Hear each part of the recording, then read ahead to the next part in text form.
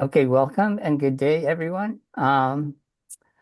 It's great that we could still continue with this book launch, even though Mother Nature has other plans. So that's the great thing about technology. We're able to do this in the comfort of our home. I want to acknowledge Alma. Alma, raise your hand, wave to everybody. Yeah, there she is, for working Hi with me. everyone. Yeah, thank you But for coming even virtually. It's like, yeah, it's really challenging right now for us to see each other in person. So, but I thank Carlos Bulusan Club for accommodating Anjali in your meeting and being able to do this. Thank you. Thank you so much for your support. Yeah, so Angheli was my key counterpart in getting this all together. So thank you for that. Uh, so now I'd like to ask James to go in. James is the president of the Friends of Echo Park Library. So James, please tell everybody what the Friends Group are and our programs. All right. Hello, everyone. Thank you for joining us today. My name is James Castillo, and originally I am from Cebu, and I migrated here in 2009. And then around 2000, I don't know, 2013, 14, around that time, I joined the Friends of Echo Park Library. Tita Jocelyn invited me over. Um, and ever since I've been part of the board, or well, later on I joined the board, and then now I serve as the president. And we have three core areas that we focus on. One is sustainability, and I kind of like lead that initiative. And then the other is a Philippine Heritage Collection, and that one, uh, Jocelyn is spearheading that initiative, and then the Carlos Bolosan Book Club, which Jaime is spearheading, and we've done many book launches now at this point, and we continue to do that because there is a need for that, especially highlighting voices from our community. And I really appreciate you guys reaching out and putting this all together, because we have to be consistent in our efforts to tell our stories and be part of the broader conversation in transforming this country that we call home now. And we hope to, engage with you guys down in the future, down the line. And we hope to learn more in this event today about Angeli and the story behind her book. And we hope that you continue to grow as an author, as a writer, as a creative, as well as other folks involved here, so as well as for our discussants that have lent their time with us. And so, with that, I'll give it back to Jaime, and thank you again for everyone that is here virtually. Thank you, thank you, James, and hopefully, everybody present here visit our website to learn more about the Friends of Echo Park Library, and which is foepl.org, and of course the Carlos Bulusan Book Club, cbbc.club. So now, I'd like to introduce Angheli Zalameda. It's amazing that you've taken on. I think you're a good uh, role model for young people to even take the pen and write this down. So it's really honored to have you here and present your work. So uh, I will introduce you, introduce yourself, tell something about yourself, do your presentation. You may also include maybe some introduction about your discussant. So take it away, Anjali, and congratulations. Thank you so much, Mr. Jaime.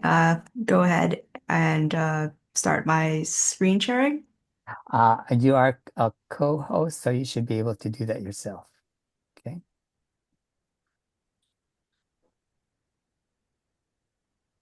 Okay.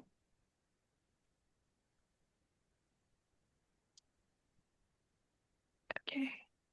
Is everything okay? Can everyone see it? Getting Yes. a thumbs up in the chat or something like that?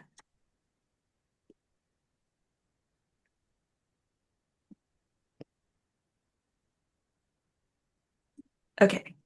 Like to go ahead and get started now. So, hello, as you may have heard, I'm Angheli Zalameda, and I'm currently 17 years old. I'm a 12th grader at CAMS, the California Academy of Math and Science, and I'm also a Girl Scout ambassador.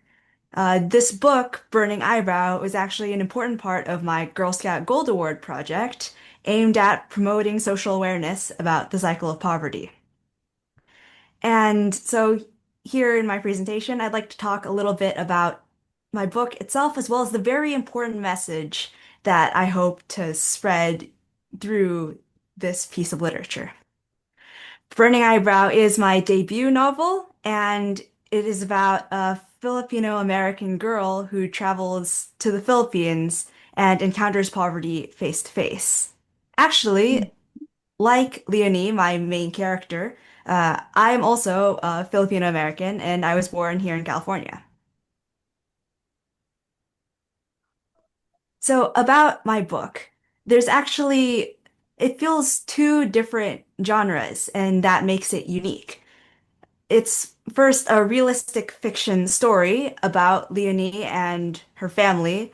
She travels home to the Philippines and learns more about her family's story of migration and the importance of education in her family to be able to escape from poverty. And she also, Leonie learns about the story of Marivel and the broader story of the Aita, an indigenous group in the Philippines, learning about the importance of indigenous people's rights and the very real issue of racism and discrimination. The second part of the book, the second aspect, is it's also a workbook, and there are actually 11 different activities for readers in order to make sure they can more better engage with the texts, to learn more about your own family heritage and learn about poverty, the different causes that cause people to be caught in this vicious cycle.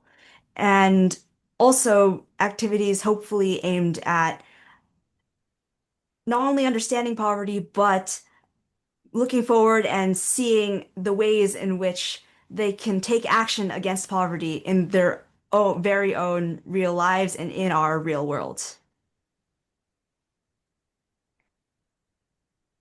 Into a short synopsis of the story.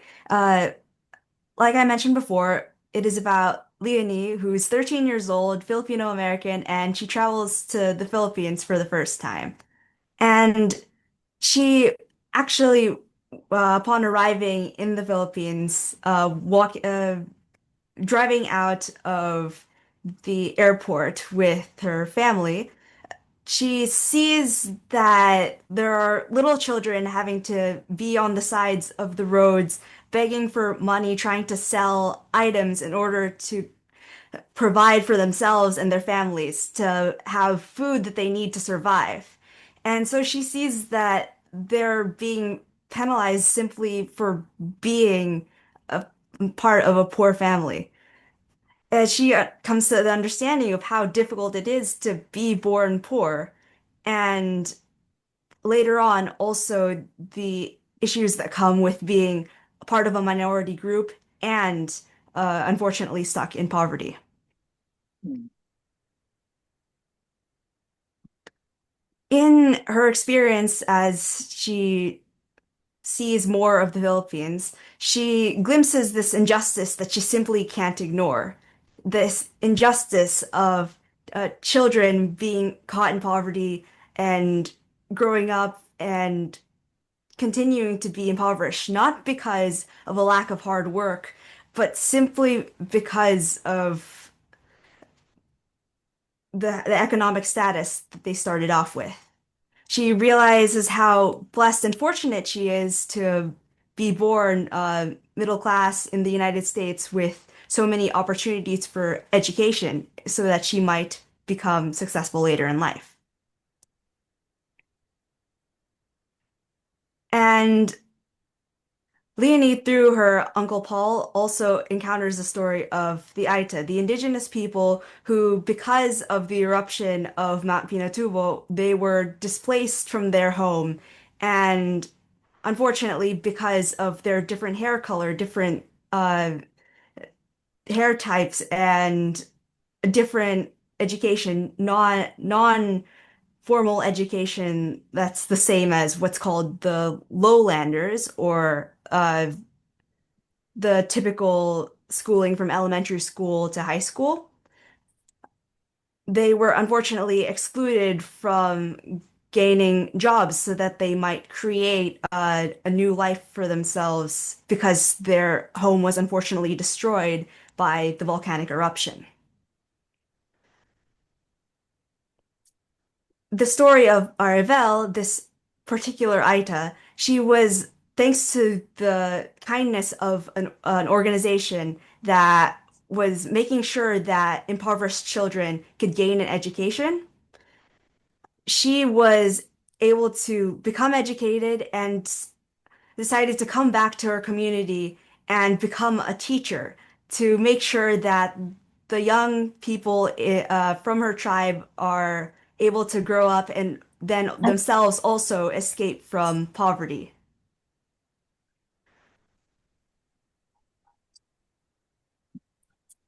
I've mentioned this word a lot. What is poverty? Poverty is defined as a state of living of not having enough money to meet the basic needs of food, shelter, and clothing. And the cycle of poverty occurs when poor families for three or more generations are stuck below the poverty line or the basic standard of living. This cycle then it begins when a child is born into a poor family with zero or limited resources to create opportunities for advancement. These opportunities for advancement are most commonly uh, education.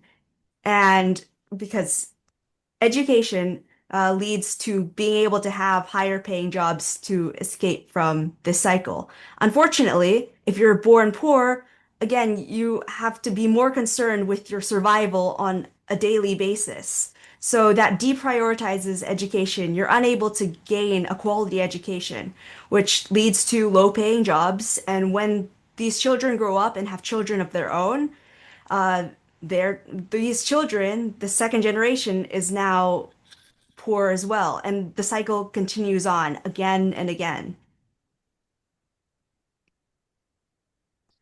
Now, according to the Philippine Statistics Authority for 2021, 19.3% of Filipino children under the age of 18 find themselves living below the poverty line.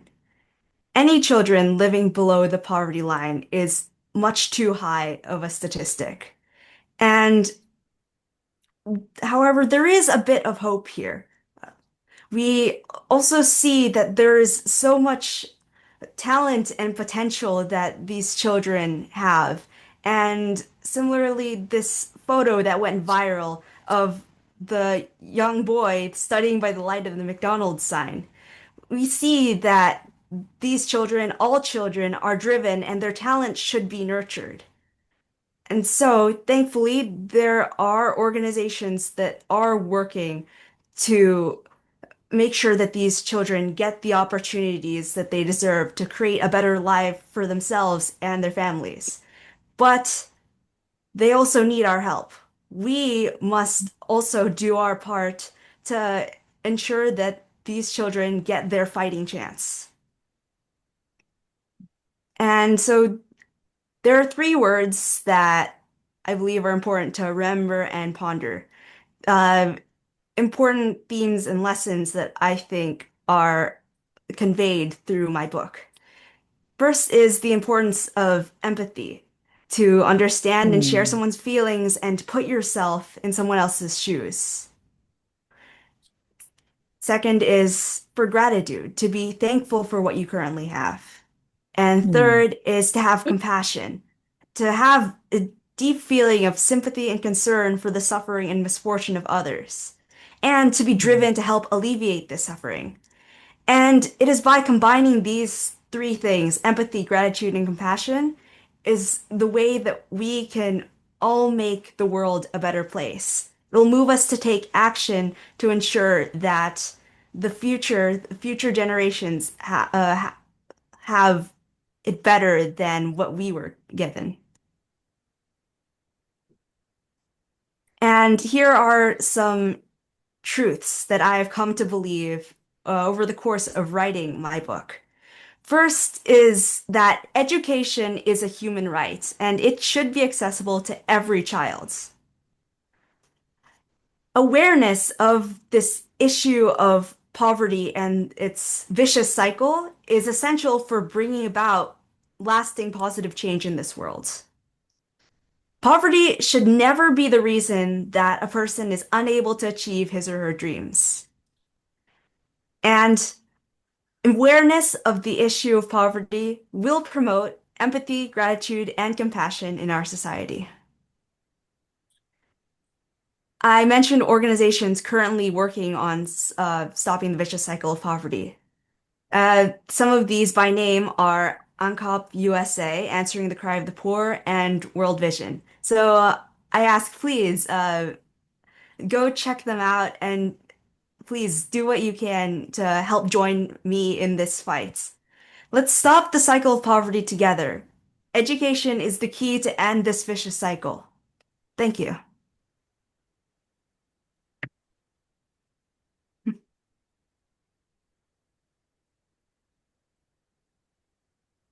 Okay, I believe we should now be moving into our discussion section.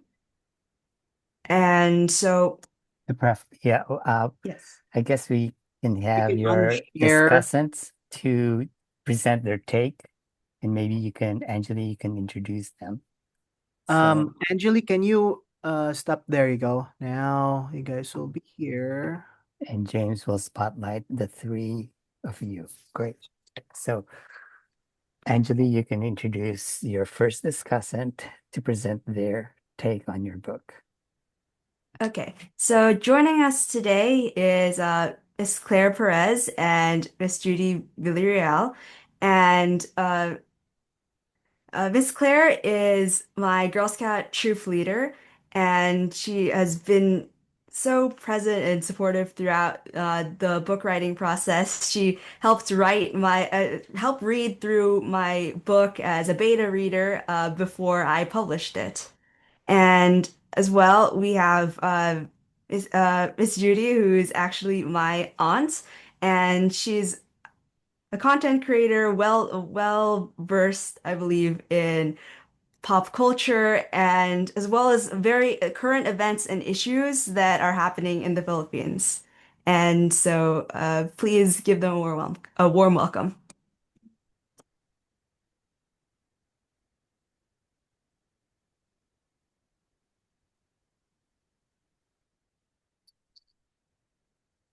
Who would you like to go first, Anjali?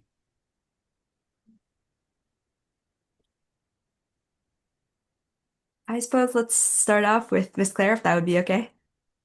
Yes, okay. Thank you everyone for having me. I want to say thank you to the Friends of the Echo Park Library and of course the Carlos Bulosan Book Club for hosting us. And I'm glad that we're all safe and sound at home, but we can still have this discussion because it's so important, of course. So I have questions for Anjali that she can dive deeper into.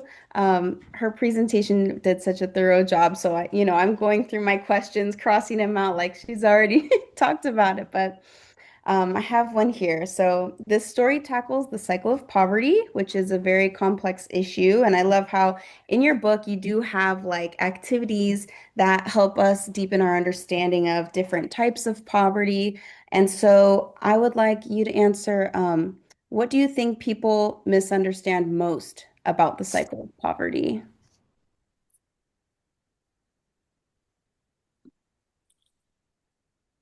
One thing that I would first like to re-emphasize is that there are many different causes to people being caught in poverty.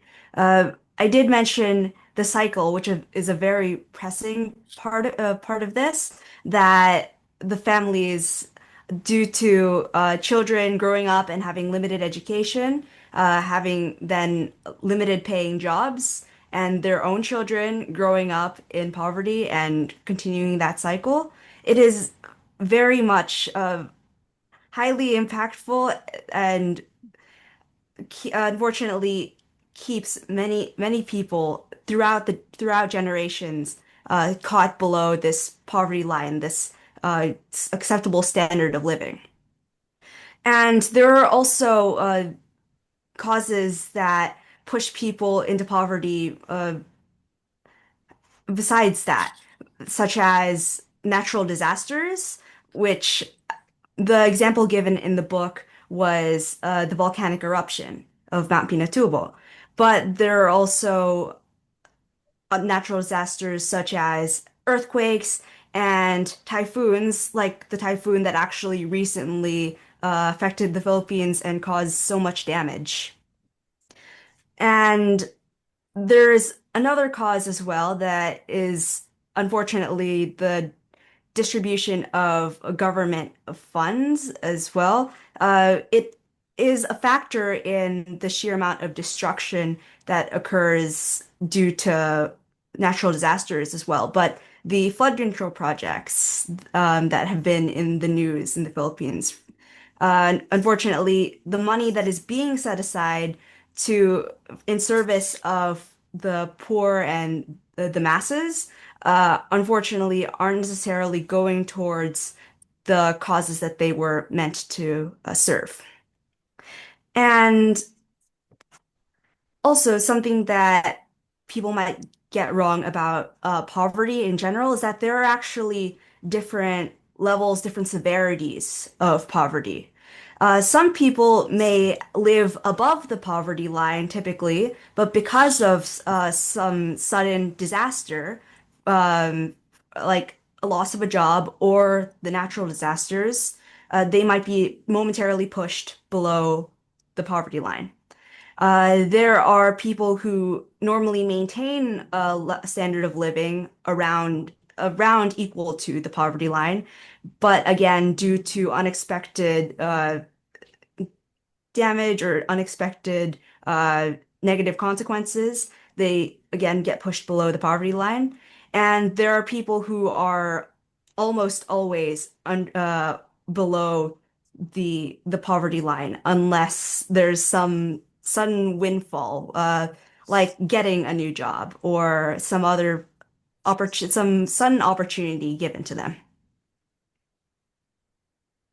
I think that really is important to remember. And, one of the words that you were talking about was empathy. So I think understanding more about poverty, it really helps people have more empathy. It's not just, oh, they're lazy or they don't want to work or something like that. There could be so many contributing factors to why a person is in this situation in the first place. And I love that you mentioned that it's not always a permanent thing, right? It could be just for a time, and maybe, just the kindness and compassion from others is enough to carry them through so that they can get out of poverty.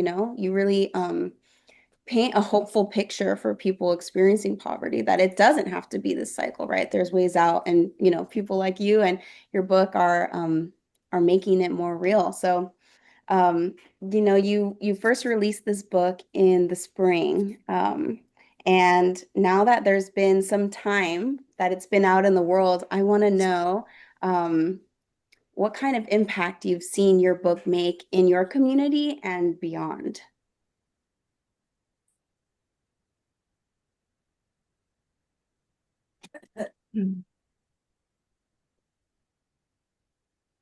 Well, first off, as when I was actively doing discussions and book talks with younger people, with elementary school to high school students about my book, I definitely noticed that uh, there were so many insightful questions and so much. It filled me with a lot of hope that these children wanted to make a difference. They learned about this issue, and their first thought was, okay, how do we help out? How can I help? It again, it fills me with a lot of hope, and I think the message that I hope to spread about the importance of empathy really truly got through to them. And I suppose on a more personal level as well, I did get comments from my teachers, especially those who I reached out to in order to help beta read my book. And they were impressed with the idea of someone so young writing a book. And as well, when I was discussing with these young children, I also saw that many of them were inspired to become writers as well. They were asking so many questions about the writing and publishing process. And so I'm also very excited about the idea of new stories, new voices finally being told. I love that. Yeah, definitely you taking these steps has inspired a bunch of those around you. And I have been at some of those talks with a bunch of little Girl Scouts, and they got a badge for participating in your talk. The badge said, "Meet an author." And they looked around like, "What? We're going to meet an author today?" I said, "Oh, yes, you will." This is Anjali. She's an author. And I think it just became real to them, like, anyone can do this. And just so inspiring, what you've done with your project and with your book. So, um, my last question is kind of a two-part. What did you learn about yourself through this process, and what is next for you? Do you see writing as a part of your future? Okay, so tackle first things first. Okay, first question, what did I learn about myself over this process? I think the very first thing that I had to confront was my own biases and misconceptions. Uh, again, I had to do a lot of research to ensure that everything that I'm portraying in my book was factually accurate. And so that did open my eyes to a lot of history that war times that unfortunately pushed people into poverty. And it just kind of opened my eyes to the very vast amount of causes and reasons why someone might be impoverished. It also personally made it more real to me, the story of my family and how my family escaped from poverty. Uh, Especially on my mom's side of the family, how hard my own grandparents worked to make sure that my mom and her siblings could get that opportunity for education and uh, finally escape from the clutches of poverty. Mm. One last thing, I hope to carry all these things for through into the future. But I also, over the course of writing this book, uh, grew to be better about organization and managing my time, what with all of the struggles of being an active student and a Girl Scout and writing this book. I hope to take all these things with me into the future. And now, future facing what's coming next. I do hope to maybe one day write more books. Perhaps continue on this story, seeing Leonie as a character also grow and see the effects maybe of her action that that she's taking. And as for this movement, currently I've started a book club, the Burning Eyebrow Book Club, at my own high school.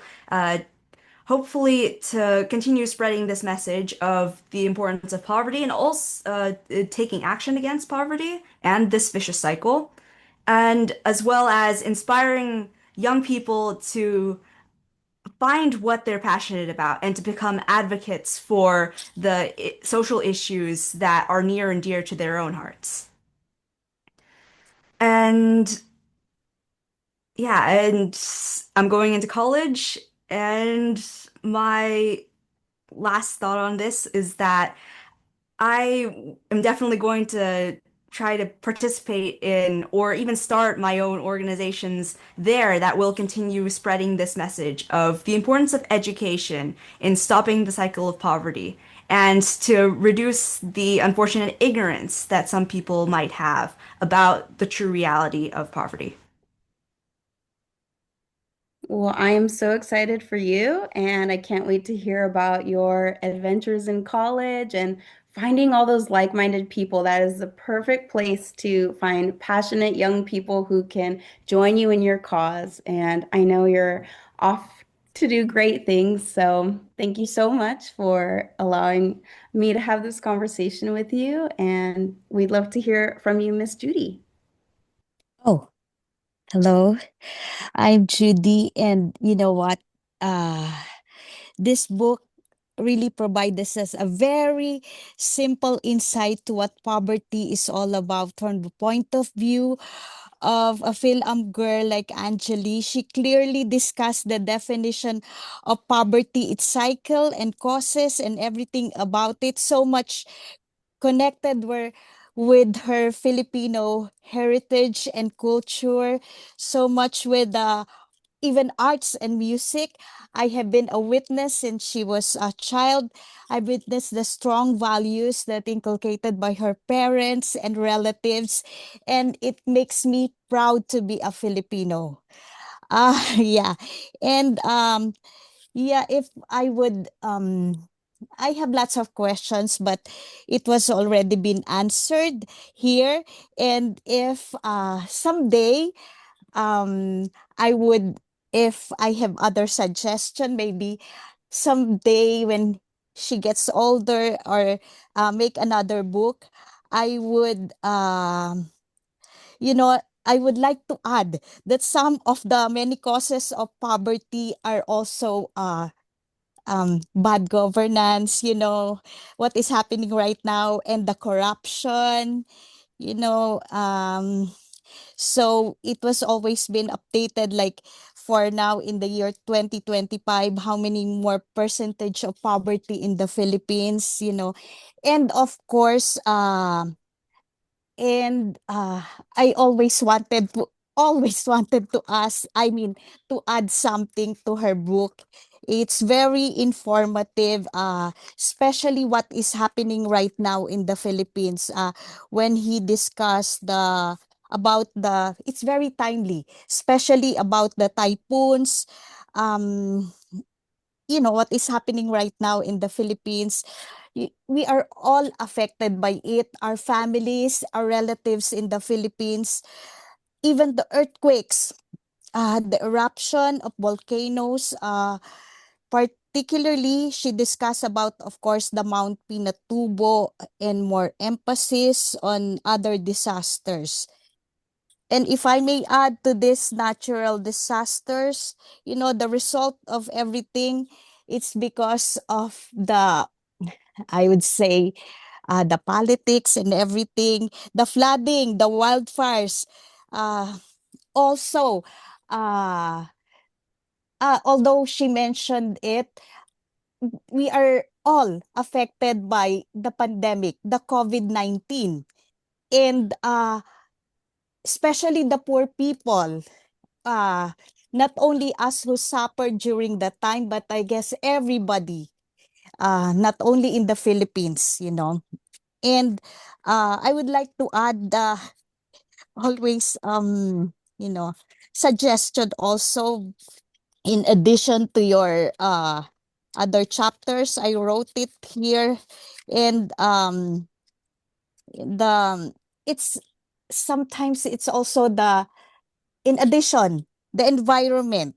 uh I was inspired by, the Gina Lopez. I hope you heard about her.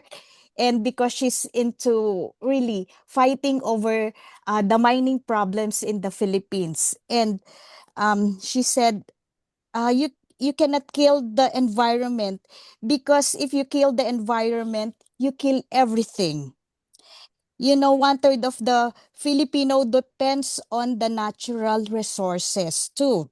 And whose duty is it to protect our people? It's the government. that made all the decision, because they are all based on the business interest, and but they have the sheer responsibility, and you know because to them business and money is more important than the welfare of our people, the Filipino people. So I have lots of suggestions, and I am amazed of what made you inspire to write this book. Mhm. And I also would like to ask, uh, with our present situation, what can you say about the Philippines, like uh, corruption and whatever right now that is happening, the present, like today I heard there's a rally, you know, what is happening in the Philippines right now, Angheli? What can you say about the present situation? Okay, so first, I think you asked what inspired me to write this Yes, book, first, right? yes. Yeah.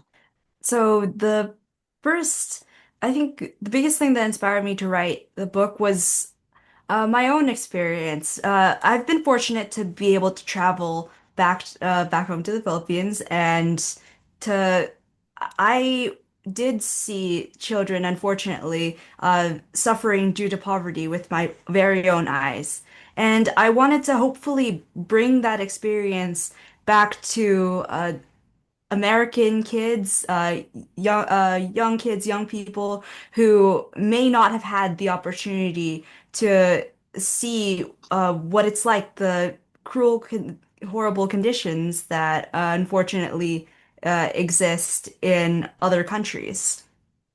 I wanted to foster that sense of empathy within our young people because, as we all know, the children are the future of this planet. If we can make sure that we all care about one another, the children learn to care for one another, to regardless of race or nationality, we can ensure that the world will become a kinder place.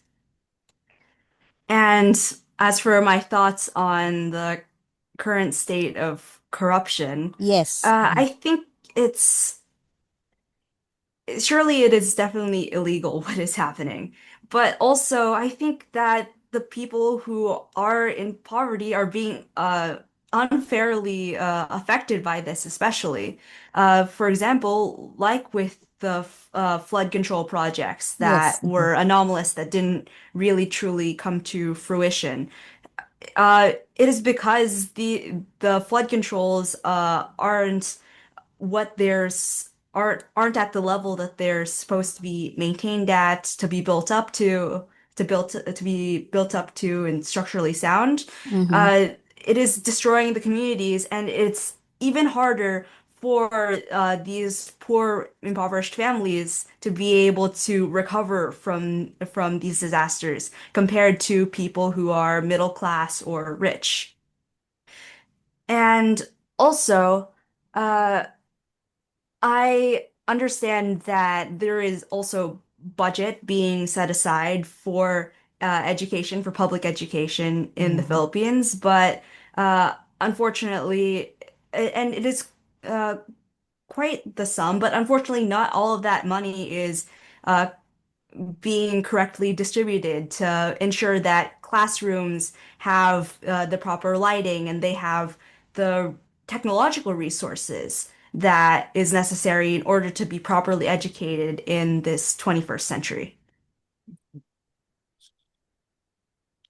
Okay, thank you, Anjali. And it inspired me and even to read more about it, because now I understand more that after reading the book, and I still research on other things, that how many more million of homeless people living in, particularly in Manila. There are 3.1 million still homeless people living in Manila. And I I learn about it more from you. Of course, you inspired me too. And thank you, Anjali. So, thank you, Angelie, Claire, and Judy, for this conversation and your presentation. So, uh, James, for tech, can you bring us all into gallery mode? Or let me take them out from Spotlight so we can all be on. Gallery. So, yeah, thank you so much for that. But before we start the Q&A, the question and answers for everybody, I'd like to have everybody introduce themselves. You have 1 minute. We've already got the three panelists introduce themselves, but I will start. My name is Jaime Giaga. I think I didn't introduce myself earlier when I opened it up. I'm the chair of the Carlos Bulusan Book Club. I'm also the board treasurer of Friends of Echo Park Library. I helped start the Carlos Bulusan Book Club in 2017. So I will popcorn the introduction to, I think, let me see here. David, are you there? Or someone who's here? Uh, how about Jocelyn? Go ahead and introduce yourself. 1 minute. Hello, everybody.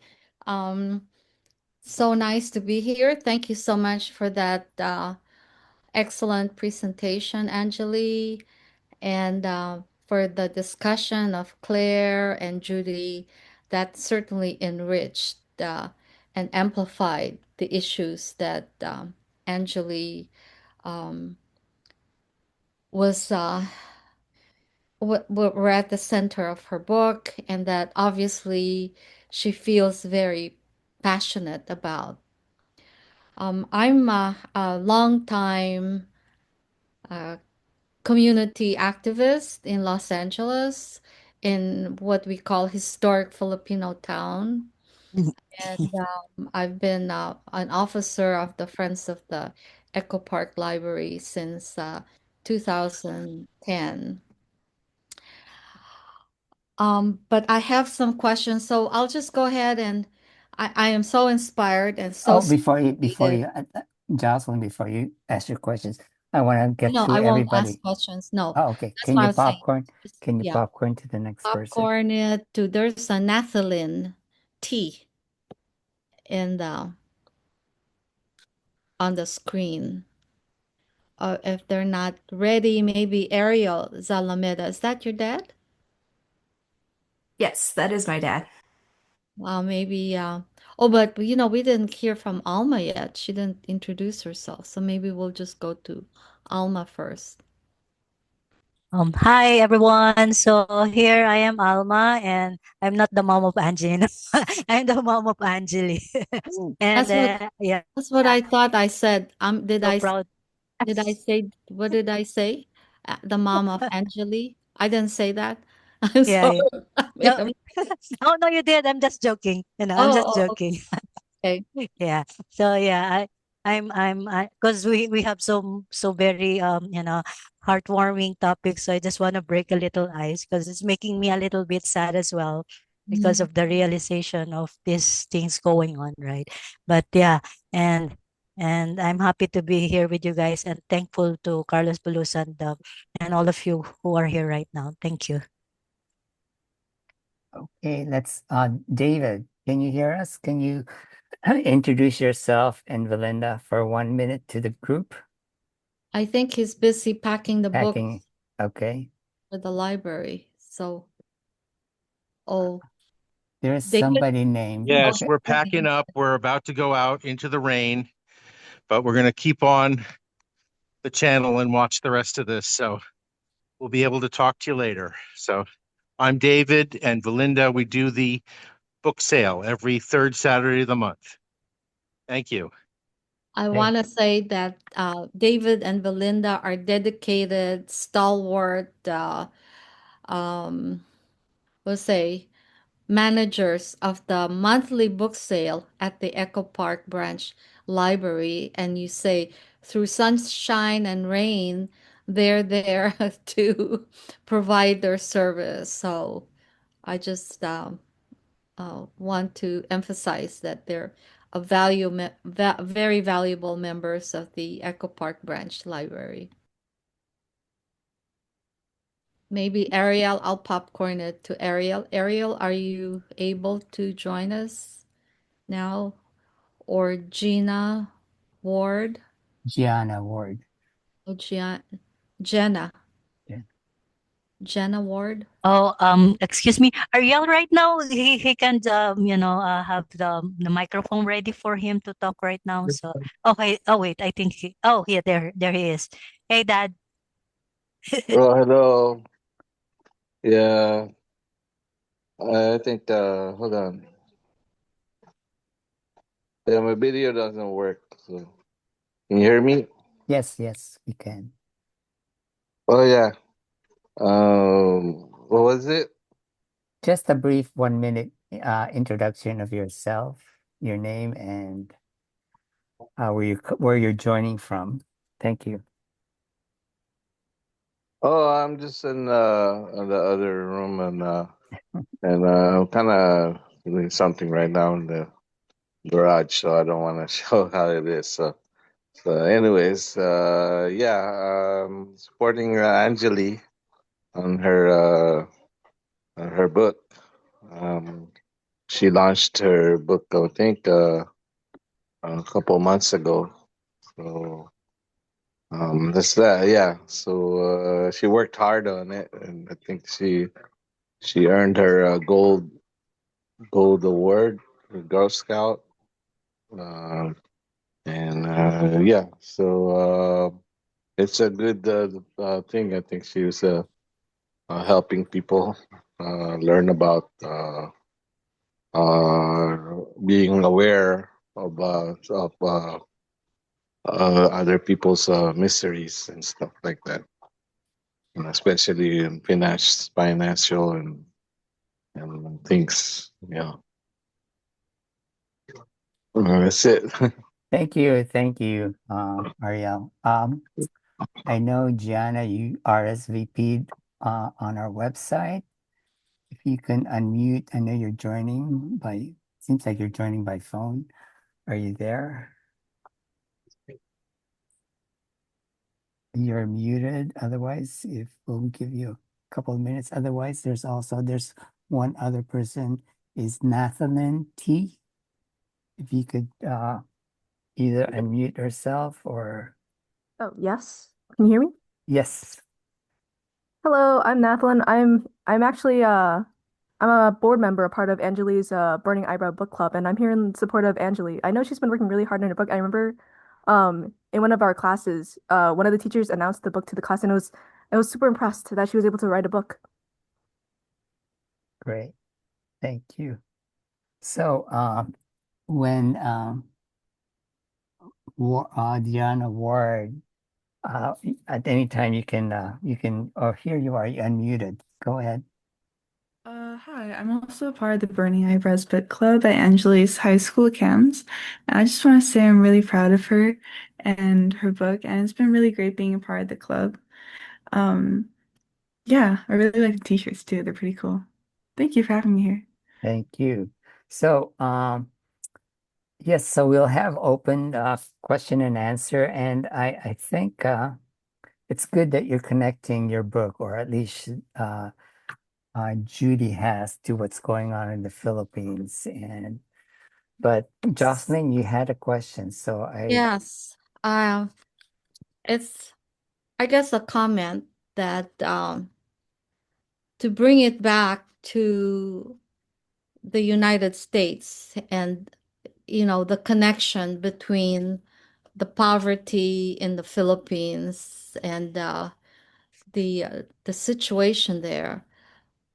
You can circle back to the United States and our role, America's role in setting up this, cycle, historical cycle of misfortune in the country. So, it starts with colonization and the role of imperial powers in subjugating uh, people, and what that has set off in the Philippines. I was born in the Philippines. And so that's a historical fact, but so we bring it to the present. And how are we continuing, the United States continuing to contribute to the disparity of economic life and all of that, just in the area of climate change, where all of these hurricane and disasters are really amplified by the climate change and our own inattention, or sometimes ignorance and deliberate uh, um, deliberate neglect of how climate change is affecting even more vulnerable populations around the world. Islands in the Philippines. I was personally, witness to how the sea levels are changing, are rising around the Philippines, and seeing how one place I grew up in, I was, saw in my childhood, has risen 1 foot and eaten into the shoreline of this island, or big island. Um, that's one comment. And so what do? We have to connect our lives to the whole global situation. We can't ignore what's going on around the world, although our leaders are trying to turn back into ourselves and say, no, we have to just focus on ourselves.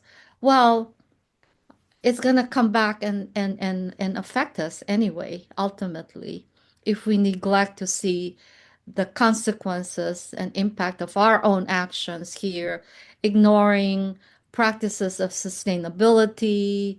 How do we preserve the environment in our own daily lives? We don't have to be huge, major politicians or leaders to be able to see what we in our own personal lives um, we do to contribute to this disaster of climate change and global warming. Um, so there was one other point I wanted to mention, that the cycle of poverty, one of the major other issues is major illnesses. When people suffer a major illness, that even locks them more into below the poverty line, because when you can't work, your health is compromised, you're almost locked into that lower level of poverty forever. So what do we do as a country? We've cut out aid to the rest of the world, um, um, the programs that we used to contribute to in a major way to the United Nations. We've cut we've cut our contribution to World Health Organizations and so forth. So I'm just pointing that out as a citizen of this country now. What can we do to address the issues that you raise, Angeli? So I take my hat off to you, because you're reaching young people, and planting the seeds of, like you say, empathy, compassion, and what was the three? Well, you said empathy. Uh, what was that middle action? And Gratitude. gratitude, absolutely, gratitude and compassion. It is those are very key uh, elements that, if you're able to help young people like yourself, um, incorporate into their own daily lives. I'm sure that makes me feel more hopeful. Thank you. Thank you. Thank you, Jocelyn. Let's see, anybody else wanna just raise your hands and I will recognize you. And I will make my comment. Anjali, this is a good starting point. So did I see a hand raised somewhere? It's a good starting point. The issues you've identified for yourself and young people are really complicated issues, but it's a good starting point. And as you do your research, you'll understand you've identified root causes, stuff like that. And I think at the end, Judy mentioned that it also comes Yeah. down to governance of a Yes. country and why calamities it has to natural calamities brings out the contradictions in that country, like the Philippines, where a lot of money has been put to develop these projects, but because of corruption, it doesn't go to complete the project, but it goes back to kickback and makes these politicians rich. So they're getting rich at the expense of the development of our country to come out of its third world status and hopefully make it to the second world, because the country is very rich in resources and its people are very resourceful. So let's see, did somebody raise a hand? Yep.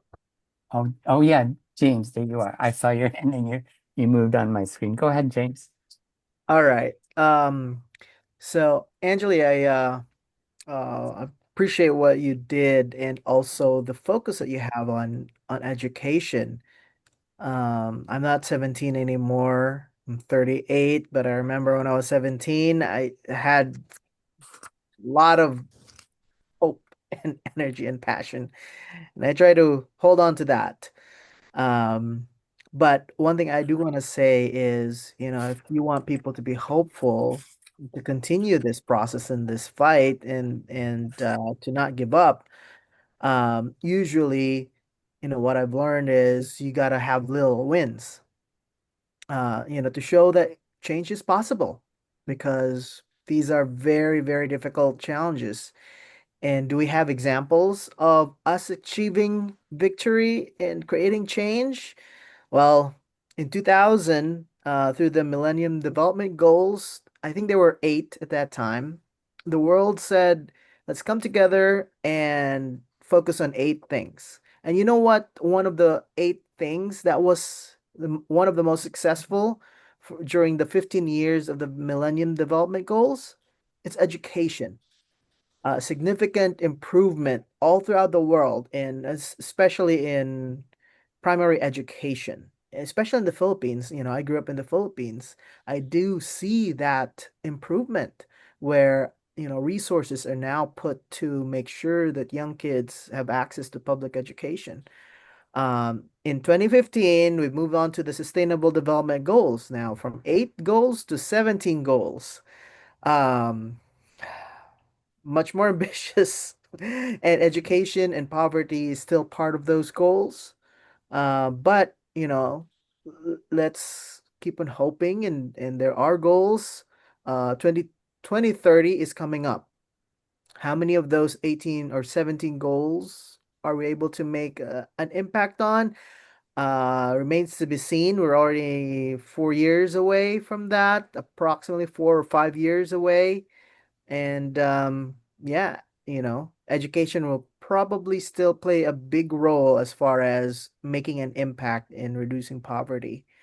And so, yeah, there is value in emphasizing education because it does impact the rest of society and the world. Thank you for that, James. Anybody else? Oh, go ahead, Claire.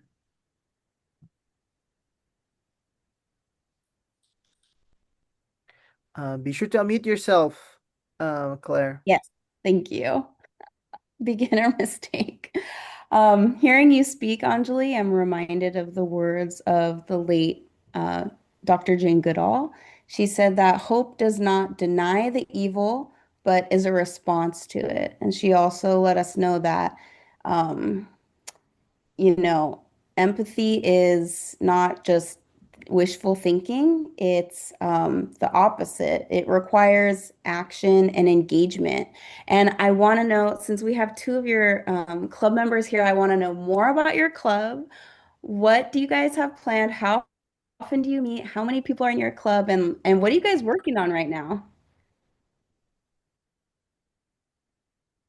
So currently we get a count. I believe there are six of us in our group right now.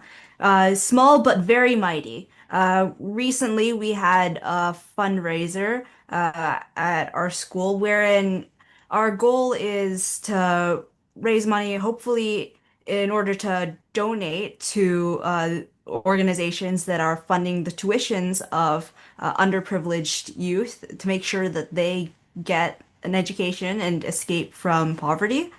And also, hopefully, to fund to go towards other advocacy projects that we have planned as well. We know that uh, the International Day for Education is coming up in uh, January. So we are hoping to maybe put posters around our school and to host a lunch rally, a lunch gathering in order to spread the message within our own community and hopefully encourage them to continue spreading that message uh, outside as well as they go home to any friends that they have outside of CAMS, outside of our high school. And that is currently what we're hoping and planning on and uh, doing more research as well into other causes that our own club members are passionate about. Oh, that's great. I love that you open it up to, the passions of the group members as well. We're all sharing these ideas. And I also really love that, in a perfect world, right? Maybe the government programs that we all were helping to fund would take care of a lot of these issues, but that's just not been the case, right? So I'm so happy that you found organizations that can, directly impact people in poverty and directly fund their education. So um, I love that. Thank you. Any If I other? may, Oh, go ahead. I'd also like to respond to the question that Miss Jocelyn posed earlier as well, actually. Um, I could not agree more with everything that you shared, especially, yes, the historical causes of poverty that are even now and even in the present day, that how we as a nation in America are unfortunately causing poverty in other parts of the world as well. And for to that, I think it really should never be a question of us versus them. If people in another part of the world are hurting, then we all suffer as part of this human family. We should be doing our best to extend support to them as well. And I definitely don't agree with uh, our country pulling out of the aid that we would normally extend to our fellow brothers, sisters, and this fellow humans. And as for what we can be doing as individuals, first, I would say is if you can extending your own financial aid to the organizations that are working to support global healthcare, working to support the education and of impoverished youth, and also there are also organizations that like, for example, it was. World Vision. World Vision is focused on providing for the needs of food and water for people who are living in poverty. Uh, Second is to start those conversations, to talk about what you're doing to combat poverty and these issues of help being taken away from people, and to spread awareness about this to people who might be currently ignorant, and encourage them maybe to take the action that you are as well, to them also to contribute what they can to organizations that help support people around the world. And I think third, and very much importantly, those of us who can vote, we need to do our to take our civic right to vote and actually take it as a responsibility. We have a responsibility to vote and ensure that our interests are represented, to vote for the people that extend that same importance that we hold to supporting other people, our fellow man. And I think those are the three biggest courses of action that we can take in the here and now. Uh, and it might seem like a very small step, but a quote from Lao Tzu, a Chinese philosopher, was that a journey of 1,000 miles begins with a single step. You, if you change the life of a single person, if you make the life of one person better, that reaches one family, and bit by and speaking in the case of poverty, that person escapes from poverty, then that means their family escapes from poverty. And over time, as you help more people, and that person hopefully helps more people, it creates this wonderful boom and bloom, and hopefully one day no one will ever have to live in poverty again. Anybody here from the club want to chime in? Let's see, Miss Ward or Nathan, but James has his hand up. oh, James, sorry. Yes, so I want to comment, Angeli, on that cycle of poverty that you highlighted, where a person's born in a poor family will end up being poor. And, I recently realized how important it is to kind of like go beyond your current socioeconomic status, because if being poor is all you think that's the only reality for you. And in a way, I think people invest in education because it's where they meet and network with other people from other socioeconomic levels. And like for me personally, it's like I've always, watched the news and, you know, look at people that have all these millions and billions of dollars in investments and funds and, like Elon Musk, a trillionaire. Mhm, It's like, how do they do that? Why do they have that and why not me? mhm, Why Apple and Microsoft, Bill Gates, Steve Jobs, all those people are able to get to that status in the economic ladder and not me, because it's all foreign to me, right? I don't have a family like that. And then recently I went to Beverly Hills, did some work around the area and got exposed. And I'm like, hey, they're just like me, you know? There must be rules to the game. And then eventually, starting to figure out these rules. And so I think that's what we need is we need to help people figure out what the rules are so they can, have at least a level playing field.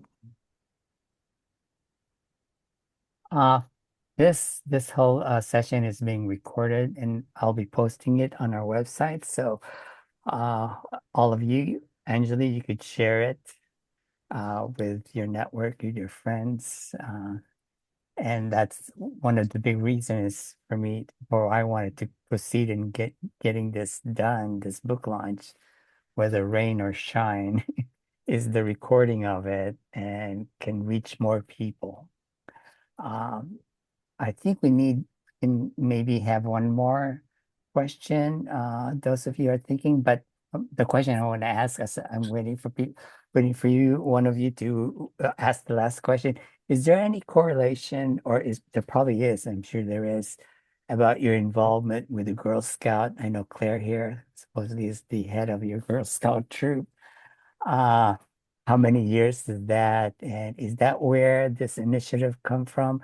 I mean, you as a character from how I just watched you talk today, very articulate, and I can see you going lots of places. So yeah, I think your future is bright. You have all the characteristics of being a leader, and so I'm going to be looking out for you in the next 5, 10 years. But can you just briefly talk about your background with the Girl Scout troop? How many years you've been with that? And maybe Claire can chime in. Thank you. Okay, so for Girl Scouting, my troop, we've been together for I believe 10 years now. It's Wow. been a whole decade. I started off as the brownie level, which is second grade to third grade. And so now I'm in 12th grade Girl Scout ambassador, which is actually the final highest level of Girl Scouting before you become just an adult member. And yes, I think it definitely has been huge. It's been instrumental for me in really harnessing my ability to speak, to be an advocate for the causes that I care about. It has certainly just been a delightful platform. I've also built bonds with the other girls in my troop, and we all encourage each other, encourage one another to become the best possible versions of ourselves that we can be. And yes, I think it's definitely been a huge reason why I was able to finish writing this book, actually. Having that support system there of people who I know, especially, will always have my back and will always push me forward to accomplish goals and to make the world a better place. I have a follow-up question to that, and I'm just wondering, how did you get interested in second grade in becoming a Girl Scout? Was it Daisy? You started Daisy.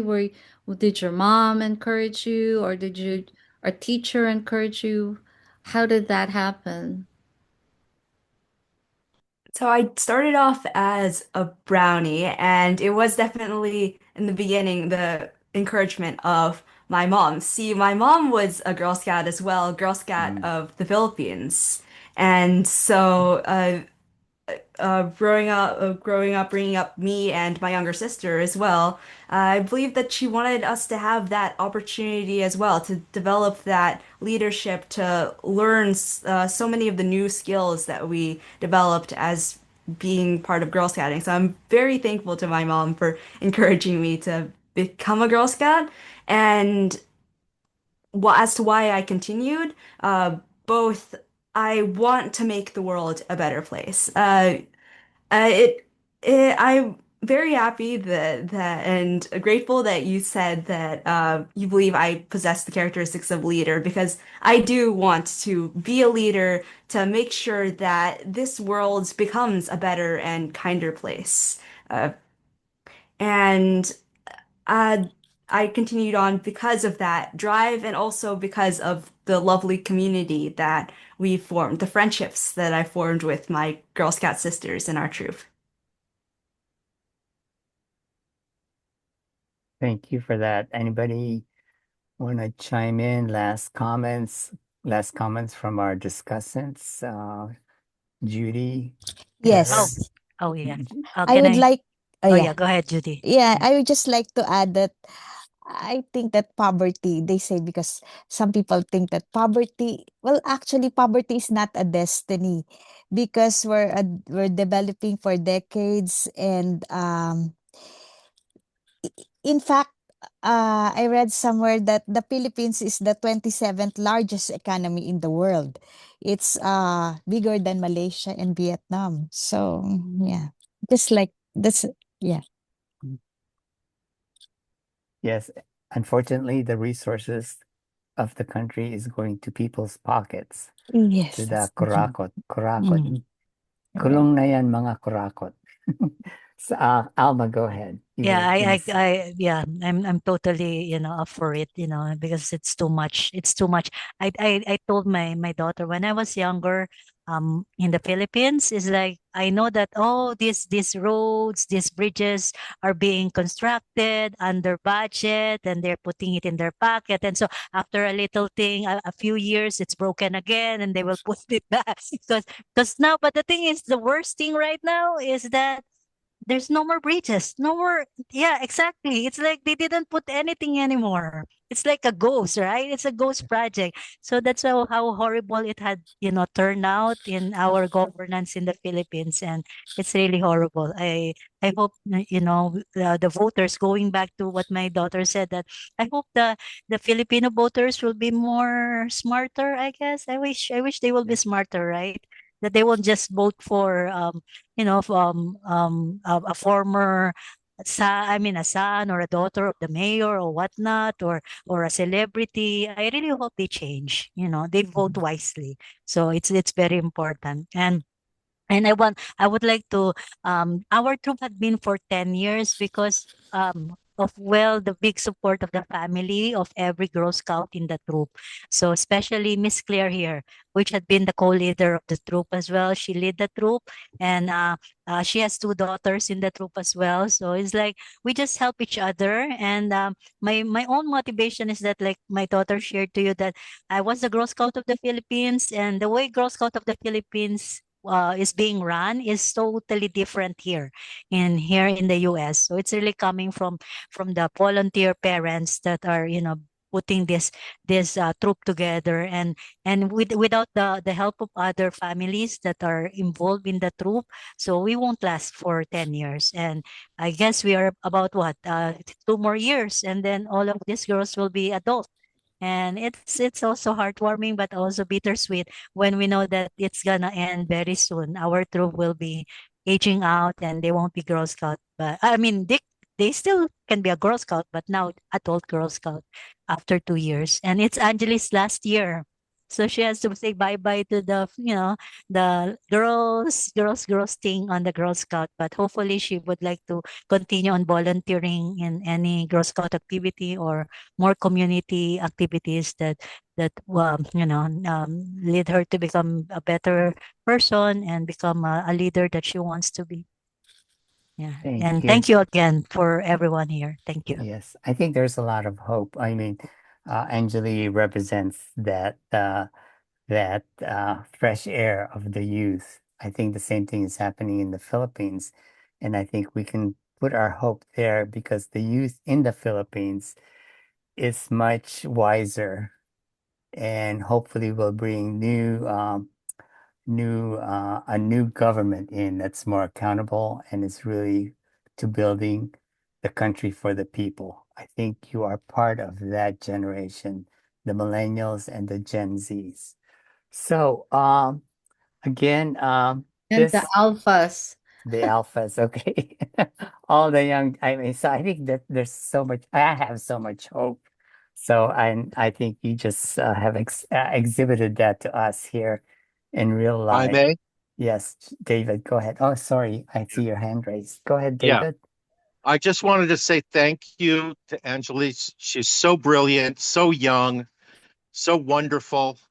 Uh, Look, first they experiment in the Philippines with Facebook, and they figured out a way to get a criminal to be the president.